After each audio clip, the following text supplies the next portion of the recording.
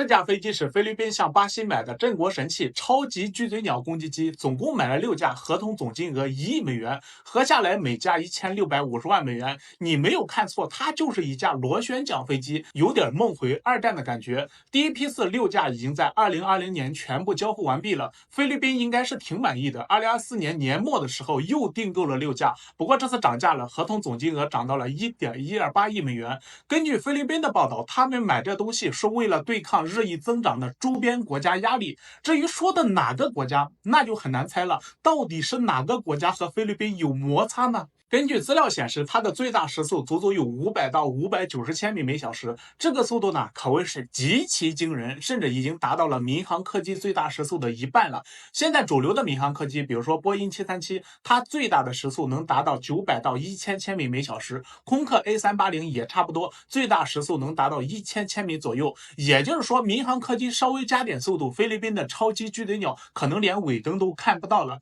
而且它的作战半径足足有550千米，也就是说它飞1个小时回来1个小时，然后就没油了。当然啊，这是在不挂载武器和副油箱的情况下。我本来是想找一下我们现役的飞机来做一下参数对比，很可惜的是都相差太多了，可能也就比咱们的教练机初教6会强一点。关键是初教6是我们1958年首飞的，普通版本的现在只卖10万美元左右，也就是说菲律宾买的超级巨嘴鸟一架的价格能买170架初教6，它甚至能穿个串当火车玩。不过这些话咱们是站在更高的角度去看问题，觉得菲律宾像个冤大头买点二战的老古董，但其实他们也没有办法。就目前全世界别说是战斗机了，就连普通的小型飞机、直升机，90%的国家都造不出来，甚至大多数国家连一辆完整的汽车他们都造不出来。所以这些国家的国防就很依赖全世界采购，这其中当然就包括菲律宾了。但是呢，这些国家往往经济欠发达，国防预算有限。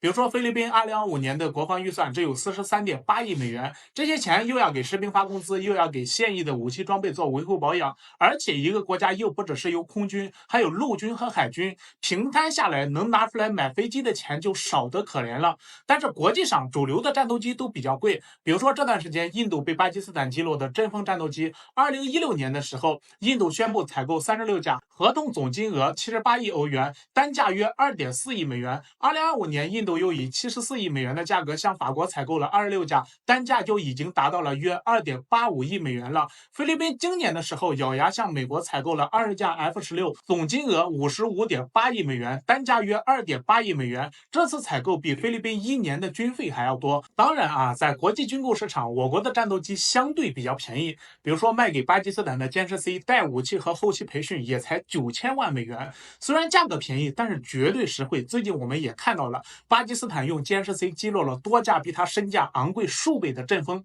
虽然相对便宜，但是菲律宾不会向我们购买，原因大家都很清楚，并且菲律宾现在还有美国的军事基地，他也不敢。这也是为什么印度能在国际上左右逢源，因为除了中东大户以外，也就只有印度有钱有需求，能够大规模的采购高端的武器装备。放眼全世界，这种冤大头还真不好找。种种原因就造就了菲律宾这样的国家只能购买一些落后的武器装备来装门面。他们也确实有需求，这些老古董可能对大国强国没有什么作用，但是和一些周边弱国菜鸡互啄还是有一定威慑力的。